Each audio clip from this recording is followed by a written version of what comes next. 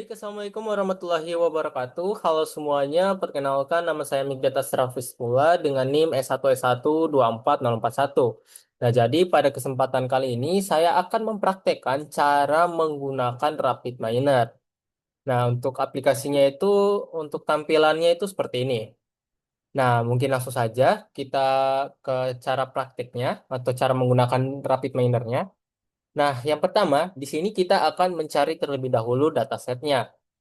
Nah, di sini dataset yang saya akan gunakan yaitu Heart Failure Clinical Records atau catatan klinis gagal jantung. Nah, di sini teman-teman tinggal download saja, nih, download. Kemudian kita masuk ke aplikasi Rapid Minernya.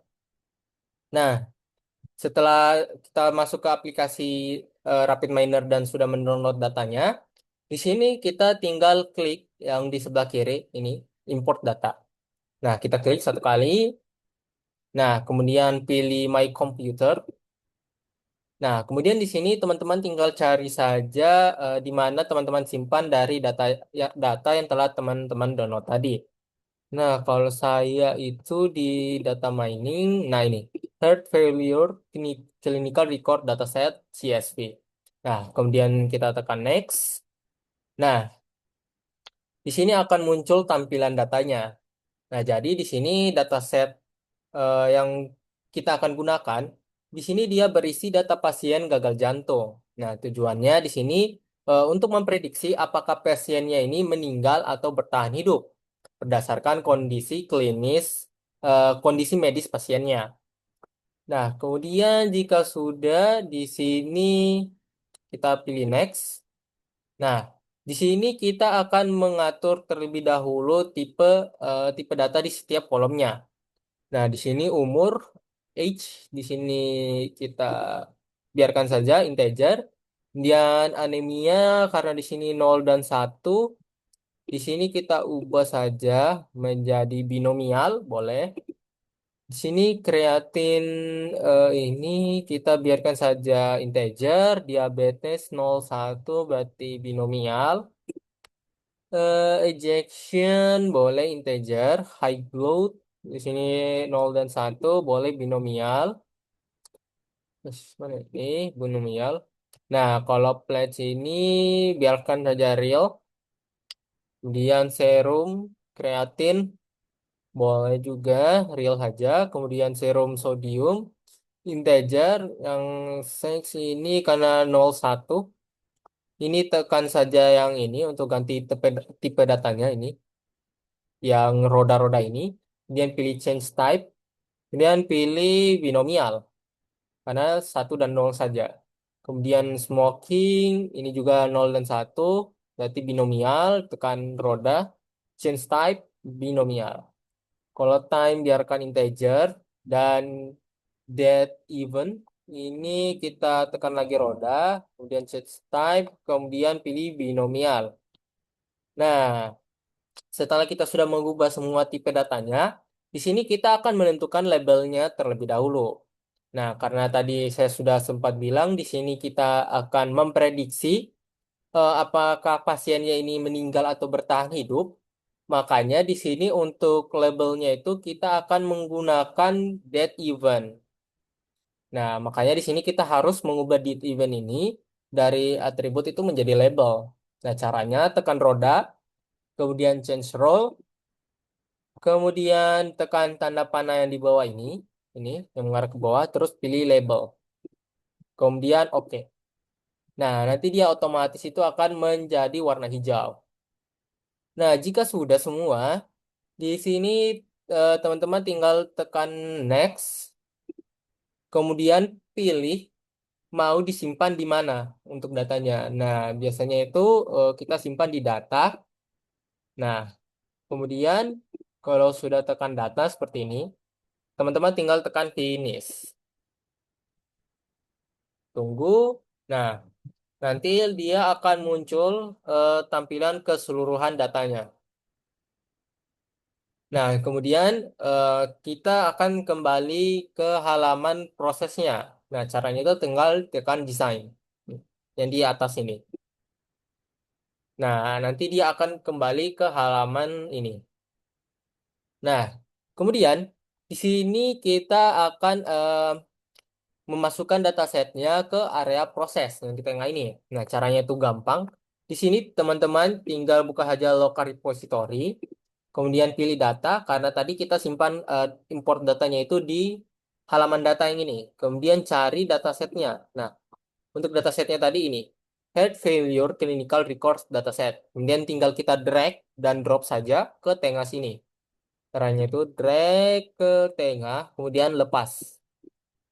Nah, nanti dia akan muncul.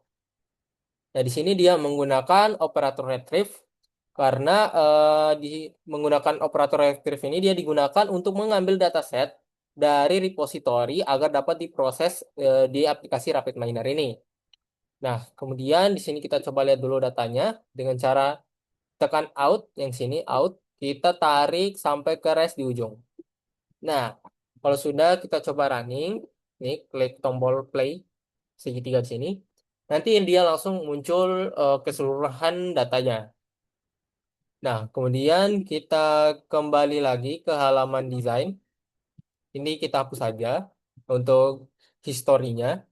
Kemudian kita kembali lagi ke desain. Nah, kemudian di sini kita akan menambahkan statistik, yang dimana operator statistik itu kita gunakan untuk melihat distribusi data, rata-rata, nilai minimum, nilai maksimum, dan missing value. Nah, tujuannya agar kita bisa memahami kondisi dataset sebelum modeling. Nah, di sini di bagian kiri bawah, di sini teman-teman cari saja nah ini, statistik. Kemudian kita drag lagi ke tengah, kemudian kita drop. Nah, kemudian nanti di sini teman-teman hubungkan saja dari retrieve out ke statistik exa. Kemudian statistik sta ini ke rest di sebelah kanan. Nih. Nah, kalau misal teman-teman ingin salah tarik garis, misal kayak begini. Ini misal salah tarik garis seperti ini. Nah, cara membatalkannya itu tinggal teman-teman arahkan saja kursor ke garis tersebut, kemudian tekan tombol X. Nih. Nah, nanti dia akan terhapus. Nah, setelah sudah tersambung seperti ini, kita coba jalankan. Nih. Nah, nanti di sini akan terlihat distribusi data, rata-rata, nilai minimum, maksimum, dan missing value-nya. Nah, di sini missing-nya itu 0. Oke, kita kembali lagi ke halaman desain. Kemudian di sini kita akan masuk ke data eh, di tahap data processing. Nah, ini statusnya kita turunkan aja ke bawah. Soalnya prosesnya ini akan panjang. Oke. Kemudian di sini kita akan cari yang namanya operator missing value. Caranya sama, yang di kanan bawah ini. Di kiri bawah, sorry, di kiri bawah di operator cari saja replace missing value. Nah, ini kita drag lagi, kemudian kita drop. Nah, yang statistik ini mungkin kita hapus saja ini tadi karena kita tidak terlalu butuhkan sebenarnya. Karena bisa saja kita lihat statistiknya itu dengan cara menghubungkan langsung datasetnya, retrieve-nya ini ke rest di kanan ini. Kemudian kita coba running. Oh, ini kita hapus dulu. Ini kita running. Nah, itu bisa dilihat juga di sebelah kiri sini. Nih, statistik, nanti tampilannya itu akan seperti ini. Oke, kita kembali ke desain. Kemudian kita drag and drop lagi replace missing value-nya. Kemudian kita hubungkan out dari retrieve ke exa replace missing value. Kemudian dari exa replace missing value ke rest. Nah, jadi operator replace missing value ini digunakan untuk mengganti data kosong atau missing value agar tidak menyebabkan error saat proses machine learning. Nah, walaupun tadi di sini data set kita ini tidak memiliki missing value, ini missingnya 0 semua. Nah, tahap ini tetap kita lakukan agar preposisinya itu lengkap. Nah, kita coba running. Nah, Nanti hasilnya itu akan seperti ini. Nah, ini statistiknya memang nol karena memang dari awal data kita itu tidak memiliki missing value. Nah, kita coba mungkin kita kembali ke desain.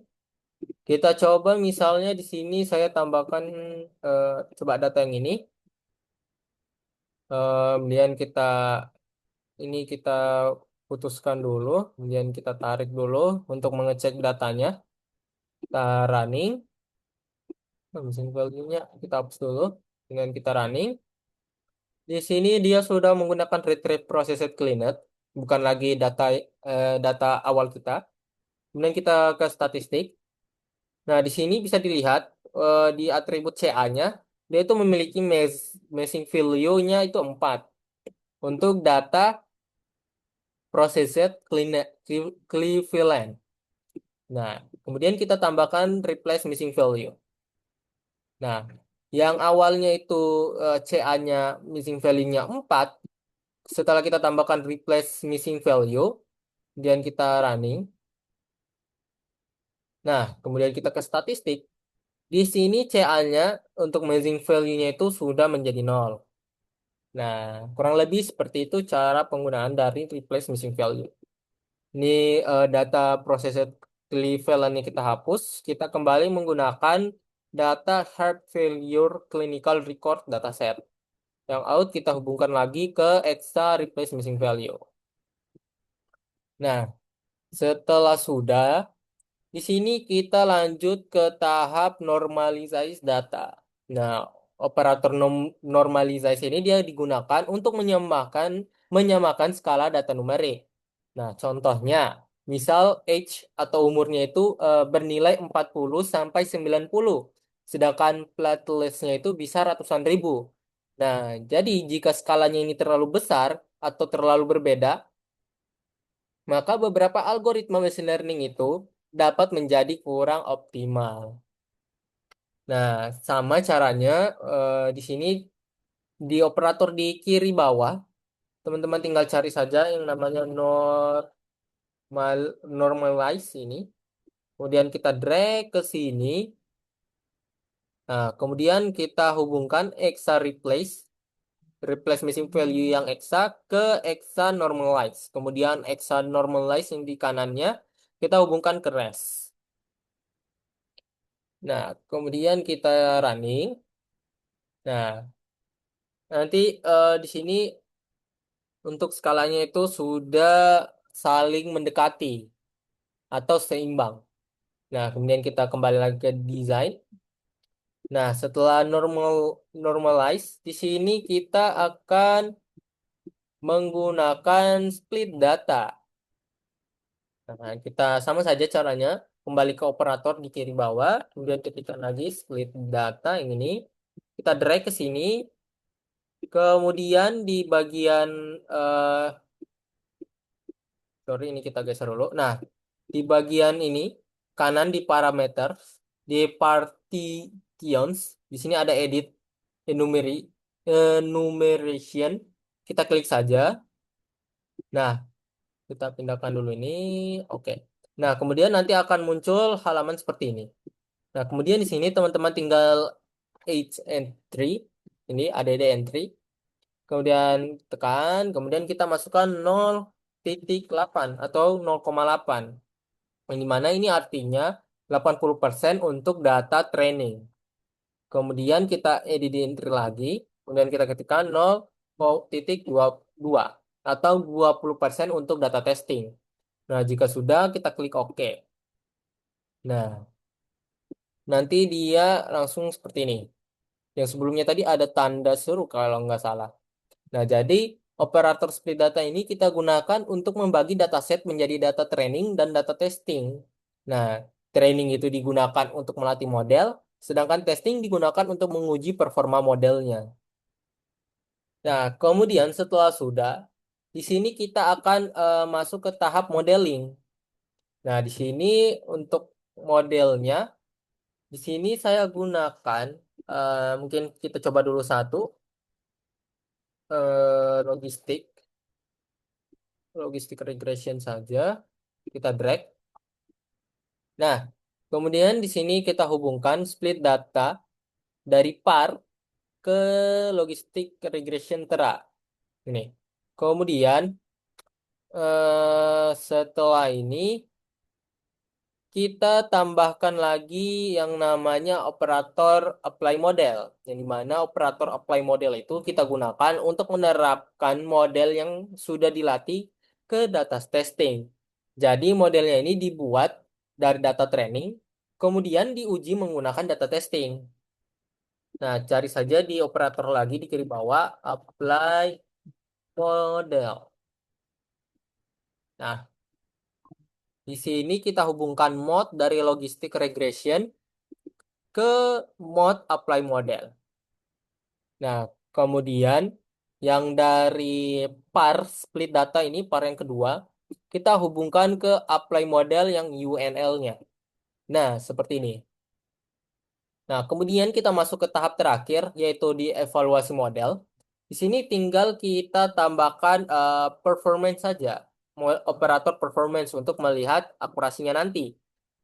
Nah, caranya di sini cari saja performance. Nah, di sini kita gunakan yang performance classification karena di sini kita akan mengukur performa model klasifikasinya. Oke, kemudian kita hubungkan lab dari apply model ke lab performance. Kemudian kita hubungkan performance ke REST. Nah, seperti ini. Kemudian jika sudah, di sini kita akan coba running. Nah, di sini untuk akurasinya itu dia 80% untuk menggunakan logistic regression.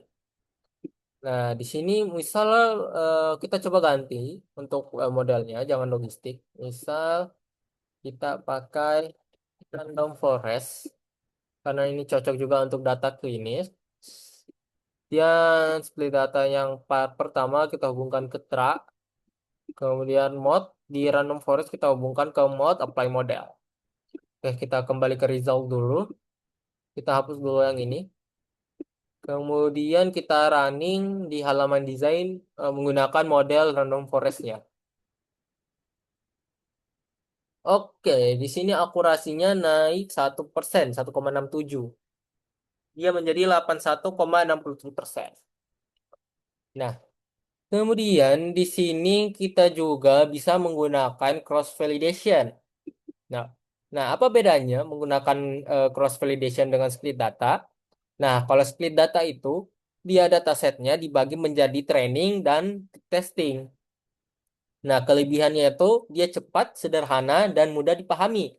Sedangkan kekurangannya, hasil evaluasinya ini dia bisa berubah tergantung pembagian dari datanya. Nah, sedangkan kalau kita menggunakan cross validation, datanya itu dia dibagi menjadi beberapa bagian atau fold. Misalnya 10 fold cross validation. Nah, jadi nanti modelnya ini akan dilatih dan diuji berkali-kali menggunakan kombinasi data yang berbeda. Nah, kelebihannya itu yang pertama, evaluasinya itu lebih stabil. Kemudian yang kedua, dia itu lebih akurat. Dan yang ketiga, dia itu sering digunakan dalam penelitian dan jurnal. Sedangkan untuk kekurangan dari cross validation itu dia prosesnya lebih lama. Nah, mungkin langsung saja kita praktekkan cara menggunakan cross validation. Nah, di sini kita hapus dulu semua operatornya, mulai dari split data, kemudian random forest, kemudian apply model, dan performance. Nah, kemudian di sini kita akan menambahkan cross validation. Nah, itu di kiri bawah di operator kita cari saja cross validation. Nah, yang ini kita drag ke sini. Nah, kemudian kita hubungkan dari exa normalize yang ini ke exa cross validation. Nah, Nah, di sini cross validation ini kita gunakan untuk melakukan pelatihan dan pengujian model secara berulang supaya hasil evaluasinya ini lebih stabil. Nah, kemudian jika sudah dihubungkan, di sini kita akan mengatur dulu untuk cross validationnya. Karena di sini masih ada tanda seru seperti ini. Nah, caranya itu tinggal double klik saja di cross validation. Nah, nanti itu akan masuk ke halaman dalam dari cross validation. Nah, di sini di kiri itu ada training dan di kanan itu ada testing. Nah, di bagian training di kiri ini kita akan menambahkan modelnya. Nah, kita mungkin tambahkan dulu logistik karena ini merupakan model yang saya akan pakai dalam membuat jurnal atau makalahnya atau laporannya. Nah, sorry, di sini untuk logistik regressionnya kita drag dan drop ke halaman training di sebelah kiri ini. Ini tinggal kita drag, kemudian kita drop. Nah, kemudian kita hubungkan tra yang di sebelah kiri ke tra logistik regression. Kemudian dari mode logistik regression ke mode ke dinding di tengah ini. Nah, jika sudah, di sini kita akan lanjut mengisi ke bagian testing. Nah, di bagian testing ini kita akan mengisi apply model dan performance. Nah, di sini kita cari saja apply model. Nah, yang ini yang kita cari dulu performance classification. Nah, yang ini kita drag juga. Oke, kemudian di sini tinggal kita hubungkan saja mode yang dari dinding tengah ke mode apply model, kemudian tes di dinding tengah ke UNL apply model. Kemudian dari apply model ke lab-nya, lab apply model ke lab performance.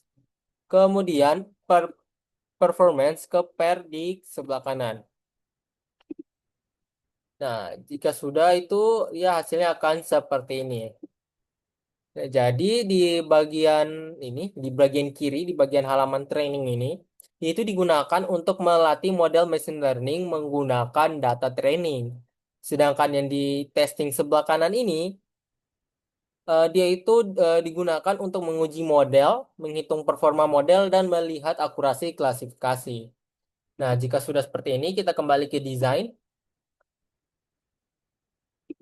Oh, sorry, ini bukan ke desain, ini kita sudah di halaman desain. Kita tekan saja yang ini, proses, yang warna biru. Nih, tekan. Nah, nanti dia akan kembali ke halaman desain yang awal itu. Kemudian jika sudah, di sini kita hubungkan pair dari cross validation ke rest seperti ini. Nah, kita coba tes running dulu. Kira-kira yang muncul itu. Nah, yang muncul di sini adalah akurasinya. Di sini akurasinya itu ada 82%. Yang sebelumnya tadi kalau logistik itu dia 80% kalau tidak salah. Nah, dia berarti naik 2%. Kemudian kita coba ubah menggunakan random forest. Tinggal kita double klik saja di cross validation. Kemudian ini kita hapus. Kita cari random forest. Oke, kemudian kita drag. Dan mode-nya kita ke mode dinding tengah. Oke, jika sudah kita tekan lagi proses yang di sini untuk kembali ke halaman desain utama. Kemudian kita eh, ke result dulu, ini kita hapus. Kemudian kita kembali ke desain. Kemudian kita coba running. Kita tunggu. Oh, di sini dia akurasinya 83%. Yang awalnya tadi untuk random forest itu di 81%-an. Nah, kemudian dia naik menjadi 83%. Nah, mungkin itu saja untuk praktek penggunaan dari Rapid Miner-nya.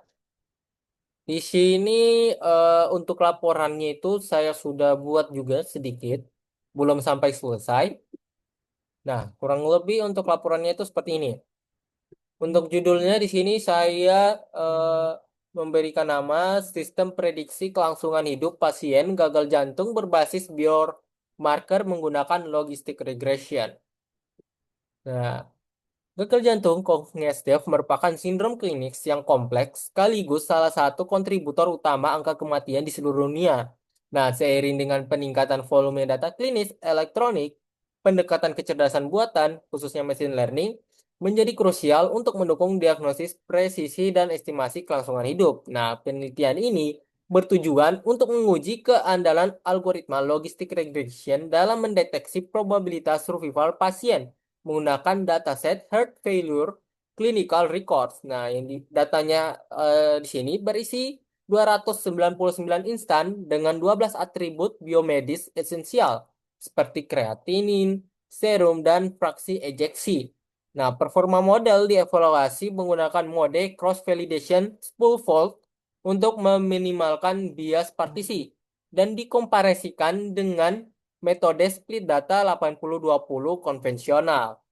Nah, analisis pemrosesan melibatkan pembersihan missing value, standarisasi numerik, dan pengaturan label class target. Nah, pengujian pada cross-validation spool-fold itu menunjukkan tingkat akurasi 83,91%, melampaui metode split data yang tertahan di angka, oh ini salah, harusnya tadi ini 80, sorry, 80. Nah, 80%. Temuan ini menegaskan bahwa penggunaan algoritma probabilitas parametrik yang divalidasi dengan validasi silang dapat mengatasi kendala varians pada data kecil. Nah, studi ini berkontribusi menyediakan landasan empiris bagi pengembangan alat bantu klinis otomatis yang tangguh untuk triase pasien berisiko tinggi. Nah, kemudian di sini saya sudah membuat juga pendahuluannya. Dan di metode penelitiannya. Di sini jurnal metodologi yang digunakan dalam studi ini dia mengadopsi standar Knowledge Discovery in Database atau KDD yang komprehensif. Nah, tahap penelitian ini secara umum meliputi akuisisi dataset, eksplorasi awal, penyiapan data, pelatihan model menggunakan algoritma spesifik, dan evaluasi performa berbasis metrik standar machine learning. Nah, seluruh tahapan eksperimen ini dirancang dan dieksekusi secara ketat agar setiap hasil yang dilaporkan dapat direproduksi kembali oleh penelitian lain. Ya, kami membatasi cakupan algoritma hanya pada H2O logistic regression agar analisis evaluatif antara cross-validation dan metode komparatif split data dapat dibedah secara lebih tajam tanpa distraksi dari variasi algoritma penengah. Nah, seluruh tahapan penelitian itu disusun secara sistematis agar proses eksperimen bersifat reproducible. Nah, kemudian di sini ada alurnya. Sini tahap pertama itu ada akuisisi data, kemudian ada pemrosesan seperti missing value dan normalisasi, kemudian ada pemodelan, kemudian di sini ada evaluasi model menggunakan spool cross validation dan split data.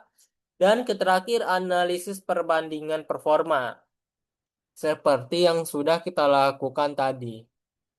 Nah, mungkin untuk penjelasan saya cukup sampai di sini. Saya akhiri dengan ucapan billahi taufiq walhidayah. Wassalamualaikum warahmatullahi wabarakatuh.